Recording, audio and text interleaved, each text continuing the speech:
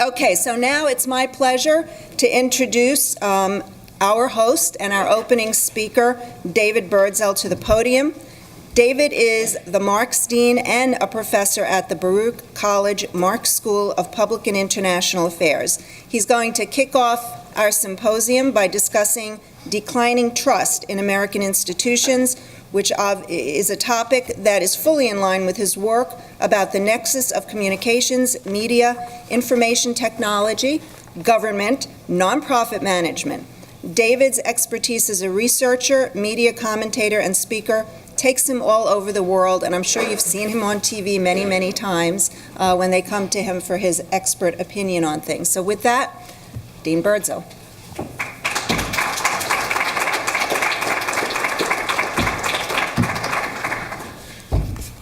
Thank you. Good morning, everyone. Wonderful to see you here for the 10th time. I know that not all of you have been here all 10 times. Just as a matter of curiosity, how many people have been here all 10 times? 9?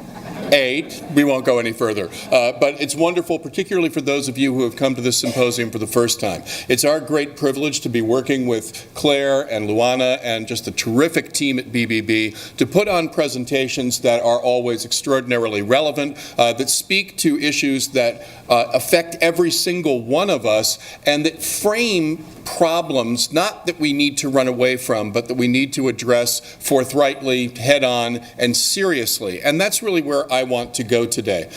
In these remarks, typically what I've done is make some general observations about the theme, but today what I'd like to do is talk about trust in institutions. And you'll notice that my title has downsized somewhat. I was talking about declining trust in institutions in your program, how we got here, what we can do about it. I wish we knew what we could do about it. What I'm going to do instead of that title is to reflect a bit in very, very few words about the unique circumstances that we face today, and then share with you some data about how people feel about the institutions that shape civil society and that shape government, and indeed government itself. I'm going to start with the United States, and I'm going to move globally. And we'll close on that note because both domestically and globally, there's actually some encouraging news, and it has to do with what we think and what people think of the nonprofit sector here, the NGO sector broadly. And I'll share those numbers with you in just a moment. But let me take a second to reflect on how we got where we are right now. We know that we have interesting political times, that there have been major changes in Washington, D.C., but I think it would be a mistake to understand the challenges that we face today, primarily in terms of what happens in white marble buildings on the banks of the Potomac. When we're talking about trust, we're talking about something that has been in decline since the Johnson administration. And government itself has arguably been under attack reputationally, both from the right and from the left. A right wing that would argue, and has argued vigorously since 1980 and before, that government is not the solution, it is the problem. A left wing that has argued since the waning days of the Vietnam War and into Watergate that government is basically a vast conspiracy that occludes public interest in self-dealing in a variety of ways. And some of you may recognize your own current or former convictions and sentiments as we think about what's happened over the course of these last 50 years.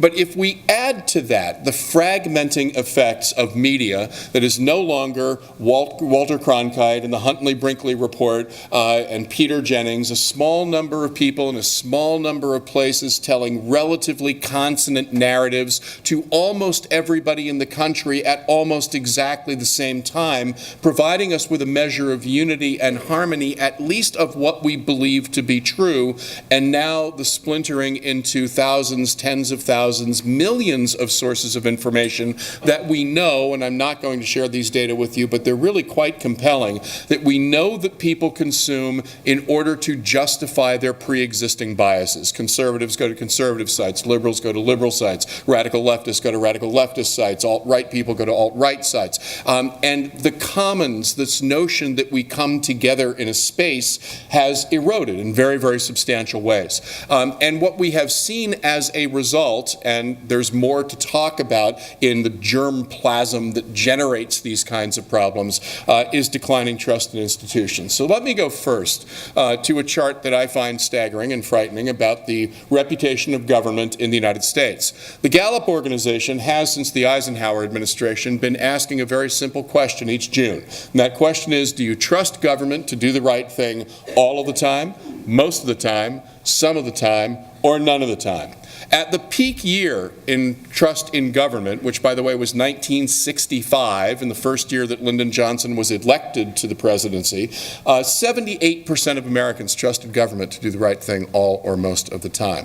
Today, that number is upside down. 18% of Americans trust government to do the right thing all or most of the time, meaning, of course, that we have 82% of Americans who believe that government does the right thing only some of the time or never.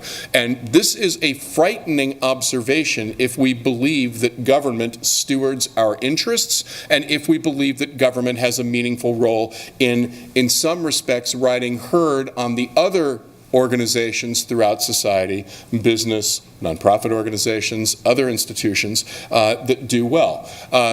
So let me continue. It's not just government.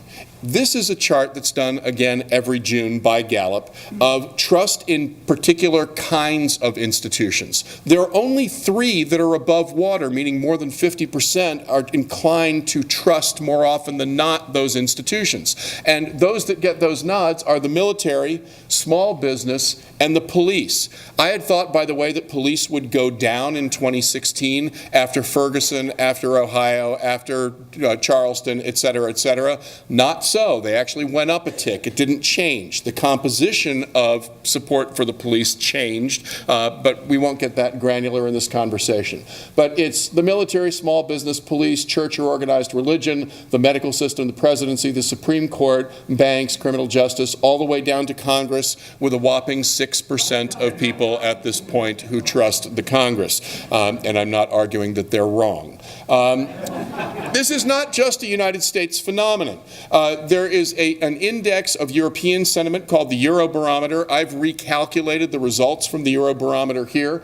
And what we have here, taking only the countries that were original members, founding members of the EU, we find that all but 3 of them, which by the way are Scandinavian countries, something's in the water up there, all but 3 of them are less confident in European institutions than they were when they joined the Union. If you look at the peak confidence level, every single one of those countries is less confident about their institutions, and many of them catastrophically so. And countries that have suffered economic dislocation, such as Portugal, such as Italy, such as Greece, very, very much lower levels of confidence in European Union institutions, which of course means lower level of confidence in the prospects of repair. Now, this is not just a Western democracy problem. It is a broadly shared problem across many dimensions. Edelman Worldwide, a public relations firm, has been doing surveys for a number of years to try to understand trust in businesses, in NGOs, and in governments. And what they've found is not only that there are differences that we should understand by nation, but there are differences across multiple nations that have to do with income, education, and a sense of participation in the government. So what you see here in the far left column with the little top of the pyramid nicked here is the informed public and how the informed public feels about institutions. In the middle, you have everybody put together. In the right, you have what they're calling the mass population, which is everybody with that elite public removed. Okay? Now, what you see here in blue is a set of places where people are generally optimistic about the quality of governance in their countries. In gray, you have people who are falling right around the middle, And in orange at the bottom, you have people who are in distrust territory. They tend not to trust these institutions. And if you look at the organizations that are there, and by the way, let me show the U.S. There's the U.S. on the global picture among elites. There's the U.S. among the global picture general population. And there's the U.S. In the mass population. And you'll note at each level you move down into distrust territory.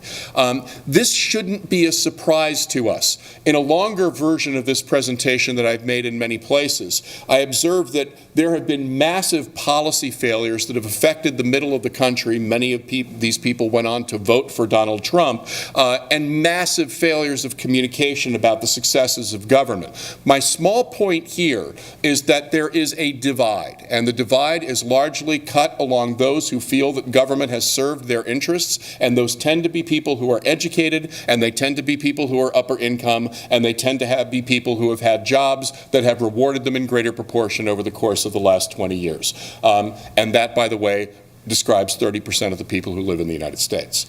So we've got massive problems of inequality, and those are shared across the globe. I do think it's worth noting, as we look at the most trusting populations, and Timothy Stiles referred to something very similar in his opening remarks just a few minutes ago, the people who are most trusting are people, by and large, who live in quasi-democratic authoritarian states. The United Arab Emirates, China, India, Indonesia, Singapore. These are not traditional democracies if we think about them as marble cities on the Potomac. But they are right now harnessing more affection from their citizens and more trust. This is an existential threat to who we are and what we do. Now that I've depressed you thoroughly, is everybody thoroughly depressed? I hope. Good. Is anybody optimistic about this? I now want to give you some causes for cheer, and these come from Edelman as well. I'm just going to go right by my gap in diversity. NGO trust has increased in the two survey years that we see represented here, and this is 2015 and 2016. U.S. is right there. We had 52% of people trusting in NGOs in 2015, 57% trusting in 2016. And this right now is the general population. If you look at the informed public, the elites, more or less, and here's the U.S. again in this chart, you see an even greater level of initial trust from the 2015 survey, but then jumping up from, in this case, 65% to 72% in the 2016 survey. So we're still seeing disparities, but it's above the waterline, which is sharply different from perceptions of government. So I would argue, folks, that there is an opportunity here, and I'm going to go right back again to Timothy Stiles' observation at the start of the hour, that we are at a point in time where civil society organizations, nonprofits overwhelmingly here in the United States, have an opportunity to provide a counterbalance to a general erosion of trust. It happens through the good work of promoting transparency and accountability with organizations like the BBB, but it has to do also with the way that this family of institutions casts, frames, and sustains its relationship with people served and with people who are observing that service. I would also argue that that is a frail relationship, something that can vanish in a heartbeat. The government trust decline did not vanish in a heartbeat. It began in 1966. It's been going on for a long time. It is not a product of the populism manifested in Donald Trump's election last November. So let's pay attention to this here, too. And one of the things that you see as you listen to the panelists today, many of whom will be exploiting similar kinds of themes, is thinking about what makes us strong in these perceptual respects and what opportunities we have to drive that strength through the course of this next administration. It has been a great pleasure speaking with you today. You've got a terrific program ahead of you. I wish you the very best and hope you have a good time. Thanks.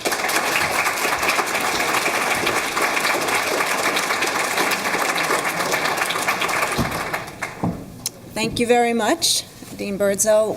What a way to start the day.